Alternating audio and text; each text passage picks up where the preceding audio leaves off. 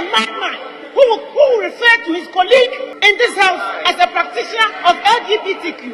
When you haven't seen me having sexual intercourse with your wife. No, you could not want to cancel LGBTQ. I'm a respectably married woman too, a gentleman's gentleman. What the General Parliament have a cancer say uno avenue. All right, Ebusafi Mama Kwaba, Eba Kingdom Faith Media. So, say we new ewa high, ebe share so ebe subscribe to your channel. Send ebe BBB ebe tobo bian or sabeka.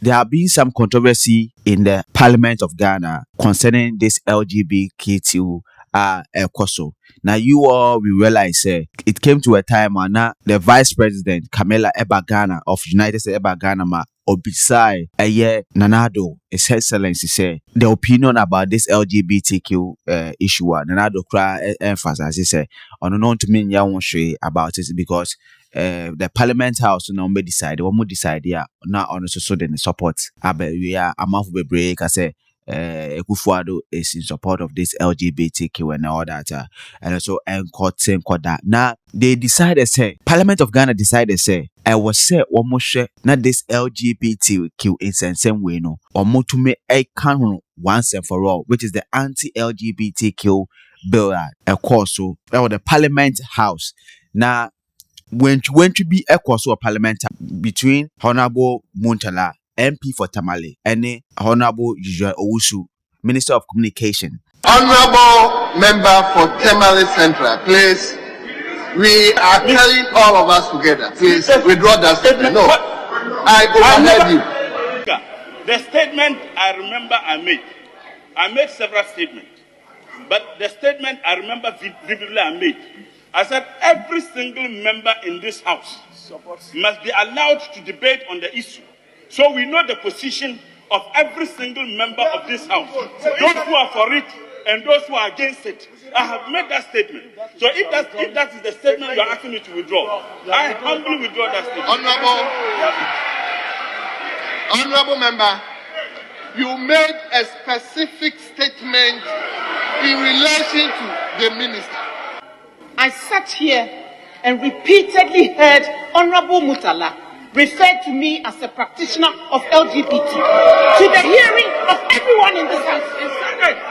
I sat here and repeatedly heard him shout at the top of his voice and refer to me as a practitioner of LGBTQ. And every single last one of you is behaving as if you didn't hear it. And if in response to that I say he is mad, it is only a madman who will refer to his colleague in this house as a practitioner of LGBTQ. When you haven't seen me having sexual intercourse with your wife or your daughter or your mother. Honorable Minister. When you haven't caught me having sexual intercourse with your wife or your daughter or your mother. Honorable you Minister. Sit there and refer to me in those terms. In those terms. Honorable Minister. And we call ourselves honorable members of this house. When you all hear it and pretend that suddenly you've lost your sense of hearing. Enya when to be now throughout the submissions na course no usually making certain submissions be concerning the LGBTQ and Honorable Murtala sorry to say she is clearly a practitioner of the LGBTQ. Akoye o jakese ewo ho mo na Honorable Ursula ne ni anje ho nti otutu bi mo na no aye Honorable Murtala asem ne course back and forth ni nyina echi no eja etume ebetwe kakra no Honorable Ursula etume ebe explain na ho say yen nyina ye jitu mu say yen man ha ya bakosem yen culture yen traditions Nina etia LGBTQ. And there was no opposition to in the debate now in my our parliament. Now, me sorry, me kasai. Me can say as a member of the committee, yes, say ya daje, pense mu, share parts of the bill, yen feel say, and me yamran webra.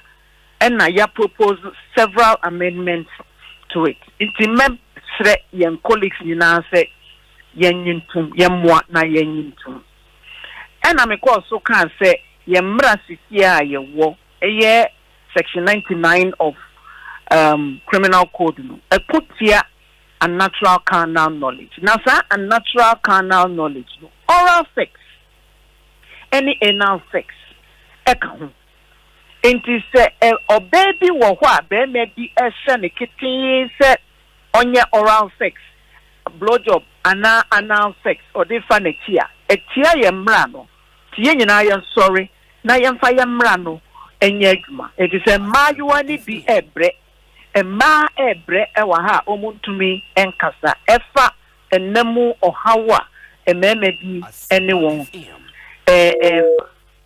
ana metina se enu achi ebi obi a amanfo kan ya ana honorable Dafia Mepo sorry ya okasa no o se ne obi a kan bia ojitu na de meme kan ya no onyintu me kaka so se maminka no ensi enka ho se mampani ko Canada ena ye bisa no se LGBTQ 77 no etisen ewa ha na eno se ena ye kasa die Ghana fo bie Ghana ni bie ni wa ojitu inti ono susu de ne manfo ka no enotie inti yentumi anyintum wo memu ha na emom ahenfie ntiri mebiba na so mo beka se yansesana enya na eno no me can say it may be 100 years from now say agene sisandia na eno na yenyina ejina ha ye person mu ide obi anyitu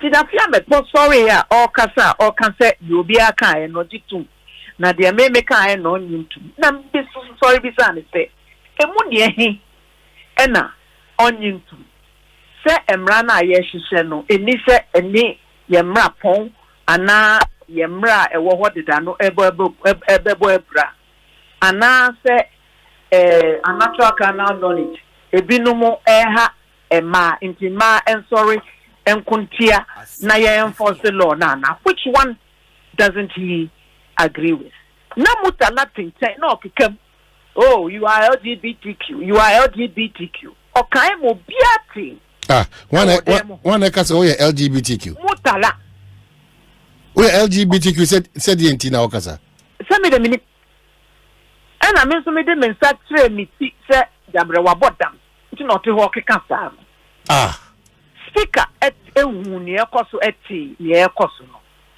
enti okatre Dafia Mepo se on trust ena frame Murtala se ne okaye no wan kan yi nti on train sign o ti chinchinchira on kan he meanwhile everybody in the room heard what he was saying obiati ne okaye and mfofo etene nchen ho so defending is on carry one kasa in the microphone it is not on the record enti bibia ni wa obetwe asan ya twe ko e ba ena the majority leader so can say ono wanted ne ko ye no na the speaker say on withdraw there any he should do the needful and withdraw no sorry can say your kind na wa withdraw NOP wanting so and then other comments were made which really upset me say yankanwe na there what are we talking about na me so me can be into speaker Emma me withdraw and to be speaker frame me say me kasan na me kan say ne koso e wo dem ho no eye me asifin kakra ne nyina ye frɛ ye ho honorable members of parliament ye ti ne abrantia ne kan ye na anyenye bia me ne ba ana ne yire ana ne maame akwakoda nti no tira ho e ka tira me se me ye LGBTQ ni na ne nyina ye behave as if we haven't heard na the speaker say ne me ye ne nso na ni so dia ene me say aha honorable house of parliament ye nyina was ye di ye ho ni ti se bibi wo ho a me ye ya enso ania me nso me withdraw ena me tena se but the conduct of the minority muti clearly what Murtala said anything wrong with it omo defending no so on carry no na sisi yekojina ho ne yekasa wo ye LGBTQ ebe yode. I'm a respectably married woman too, a gentleman's gentleman. What the General Parliament have can say uno afame. Wamra in my submissions, if you had listened to me clearly, because me na a few years ago, Parliamentarians for Global Action, a parliamentary NGO, international one, Ombeye is the movie waha on LGBTQ and similar. I'm sorry, country one say, Masha begani piara anywhere. Obet sorry, Regina Masha begum. Also so transem so. It's not going to happen. Now so you can't say you protect Ghana and Libya human rights. My discriminate against them now. That one we can support it. And I said it.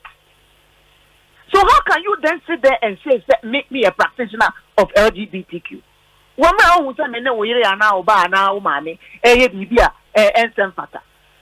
Who need me for madam? Parliament. It can be social media as well. I don't understand what they're going on about. This is exactly what happened in Parliament. So what was what was it about? As Robert said, what was it about? Human rights, human rights, human rights. And another opportunity. Me see yemra pono e protect Ghana and India against discrimination on any ground. And nobody should be denied access to any services available to any other Ghanaian for any reason, and no better discrimination. In Ghana and India or Omemu Hadie, you are entitled to enjoy your inalienable human rights. And as members of Parliament, we've also sworn to protect and enforce the Constitution of the Republic of Ghana, which guarantees the enjoyment of everyone's human rights. So we should not discriminate against anyone on the basis of their sexual orientation. That is all I said. The emum Ghana ha ene said ye private members bill on LGBTQ as amended by the committee, proposed as a committee no dia ba say amend parts of it and embrano ebo ebrano yen nyina ye betumi age atum na ya support, and I'm urging the house to do that. To me cancer o suspect say obi homosexual and the law protects him, no matter what you might think against them. Ana me momo ko school, ana me momo enye juma, ana me momo ko seek health care kind of thing. Aya sabia, me momo ko aya sabia. Yen to me enye sa. Enti we need to strike a balance in crafting legislation to respect our constitution and our law. And then only a juma yem masebega phone and what say ye. Because yes, Niomo actually to one in na you bet to me at the aye juma. It be any amrano as it is now a webra. There was ye no free mo and I done me. Almost 100 amendments and it's been proposed to the bill.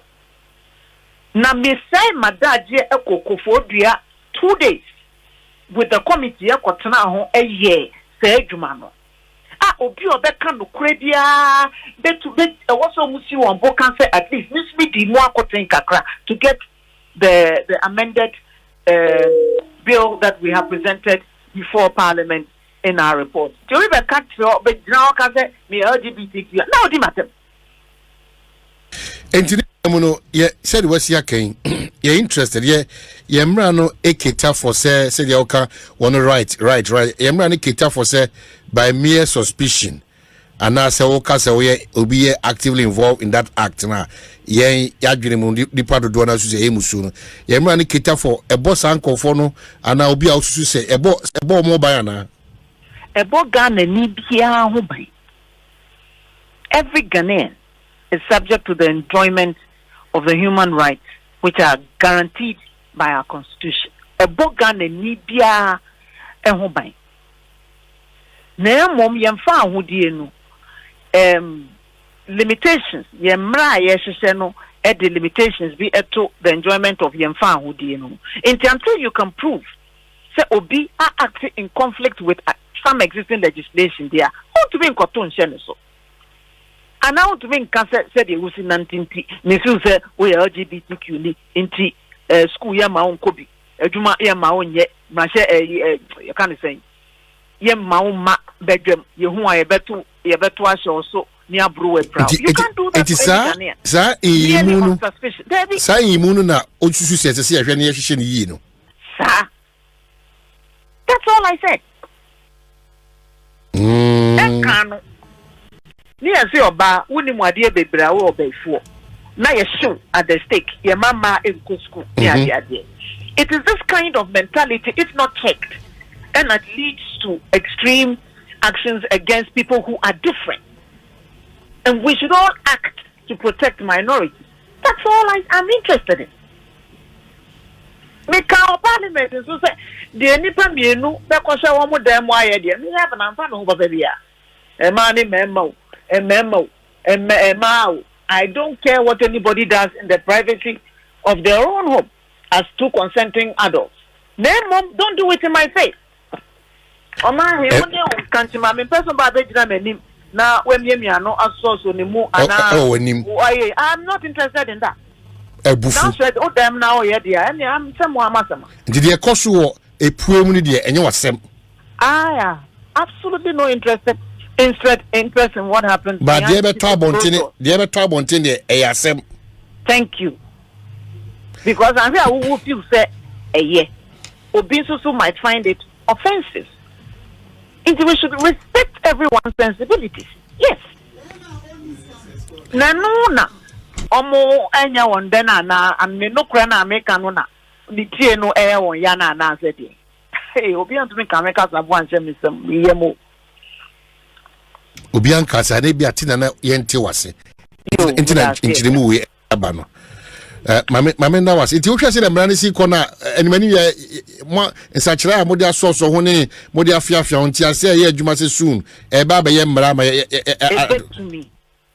to me abaye mra ma ye nyina very soon because at the end of the day the import of neya ye no ne say ye wo mra wo hasisi a ekotia sa niema no eye section 99 of act criminal code act 29 no ti yentrem.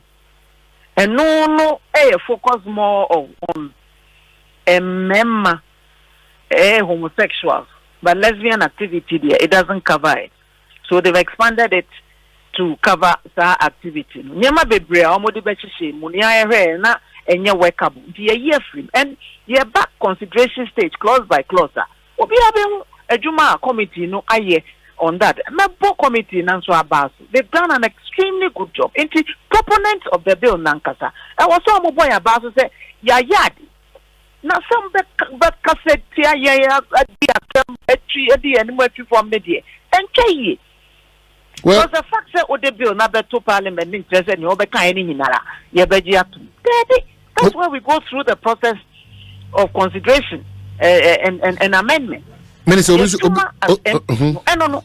In crafting legislation, I was here making sure say any yemrapon, any yemra,